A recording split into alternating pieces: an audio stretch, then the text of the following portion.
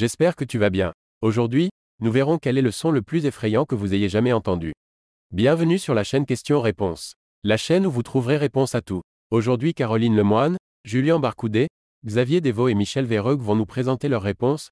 Voyons la première réponse de Caroline Lemoine. Un jour de 1998, je me suis réveillée le matin. Ma femme n'était pas au lit. Il y avait une lumière allumée dans la salle de bain principale adjacente, avec une sorte d'aura inquiétante qui en émanait. Je me suis levée et je suis allée enquêter avec précaution. Elle s'était levée tôt le matin, avait pris une chaise de salle à manger, l'avait déplacée dans la salle de bain et s'était assise là pour combien de temps? Je ne sais pas. Quand je l'ai trouvée, elle était allongée sur le sol, étendue devant cette chaise. Elle était sur le ventre, avec un côté du visage tourné vers le haut et l'autre côté sur le sol.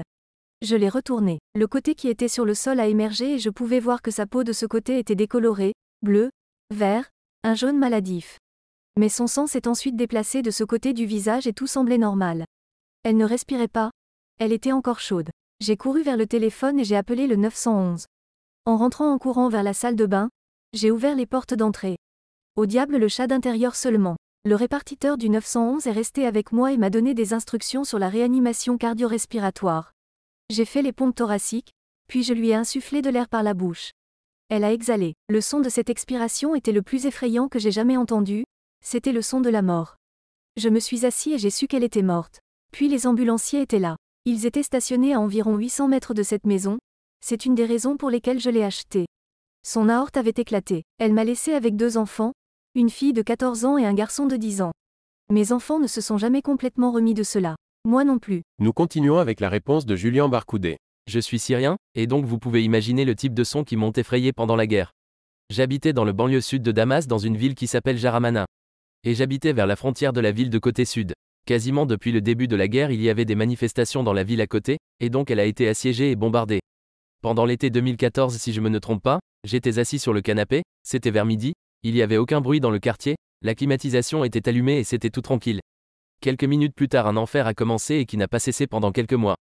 Une mitraillette de 23 mm tirait sur le quartier pour terroriser les habitants, les explosions de ces balles faisaient un bruit que je n'oublierai jamais.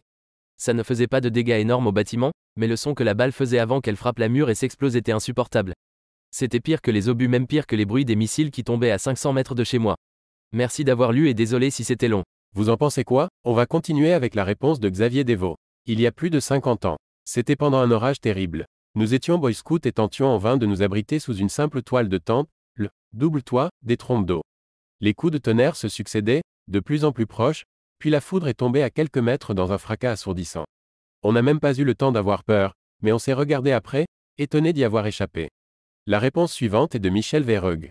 Pour moi, ce fut en 1996, quand ma mère s'arrêta de respirer.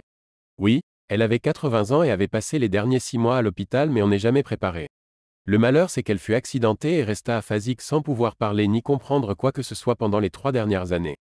Alors, amis et amies, si vos parents sont encore en vie, dites-leur que vous les aimez et remerciez-les pour tout ce qu'ils ont fait pour vous avant qu'il ne soit trop tard. Car un jour ils ne seront plus là mais ils vous resteront en mémoire.